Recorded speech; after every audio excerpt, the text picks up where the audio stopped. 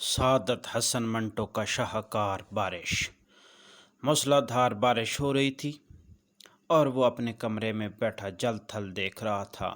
باہر بہت بڑا لان تھا جس میں 2 درخت تھے، ان کے سبز پتے بارش میں نہا رہے تھے۔ اس کو محسوس ہوا کہ وہ پانی کی اس یورش سے خوش ہو کر ناچ رہے ہیں۔ ادھر ٹیلی فون کا ایک کھمبا گڑا تھا اس کے فلیٹ کے آئین سامنے، یہ بھی بڑا مسرور نظر آتا تھا، حالانکہ اس کے مسرت کی کوئی وجہ معلوم نہیں ہوتی تھی۔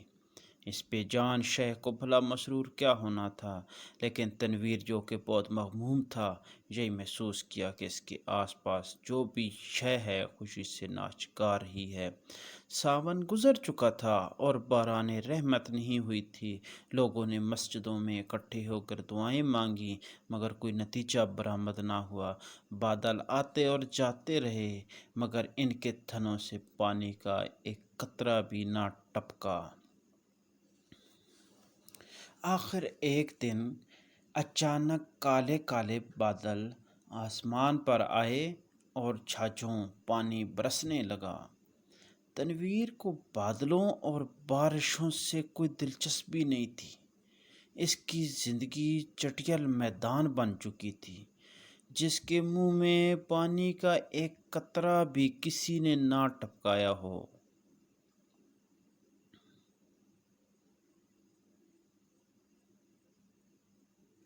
2 برس پہلے اس نے ایک لڑکی جس کا نام ثریا تھا محبت کرنا شروع کی، مگر یک طرفہ محبت تھی۔ ثریا نے اسے در خور تنہا ہی نہ سمجھا۔ ساون کے دن تھے، بارش ہو رہی تھی۔ وہ اپنی کوٹھی سے باہر نکلا، جانگھیا پہن کر نہائے اور بارش کا لطف اٹھائے۔ آم بالٹی میں پڑے تھے، وہ اکیلا بیٹھا انہیں چوس رہا تھا کہ اچانک اسے چیخیں اور کہکے سنائی دیے۔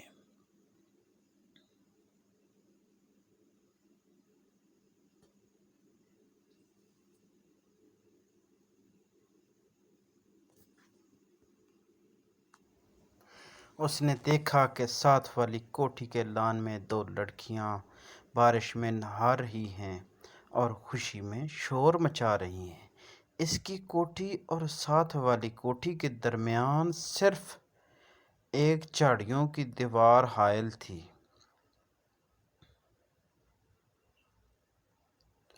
تنویر اٹھا، آم کا رس چوستے ہوئے وہ باڑ کے پاس گیا اور غور سے ان دونوں لڑکیوں کو دیکھا۔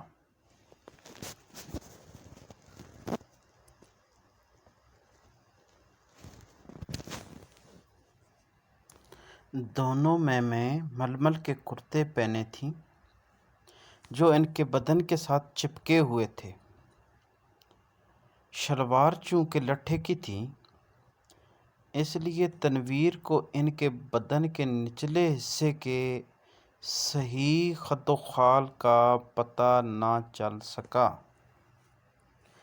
اس نے پہلے کسی عورت کو ایسی نظروں سے کبھی نہیں دیکھا تھا جیسا کہ اس روز جب کہ بارش ہو رہی تھی۔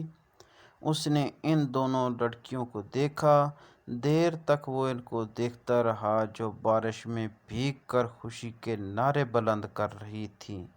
تنویر نے ان کو پہلے کبھی نہیں دیکھا تھا، اس لیے کہ وہ طبعاً کچھ اس قسم کا لڑکا تھا کہ وہ کسی لڑکی کو بری نظروں سے دیکھنا گناہ سمجھتا تھا، مگر اس نے اس روز بڑی للچائی نظروں سے ان کو دیکھا ہی نہیں بلکہ ان گیلے بدن میں انگارے بن کر برمے کی طرح چھید کرتا رہا۔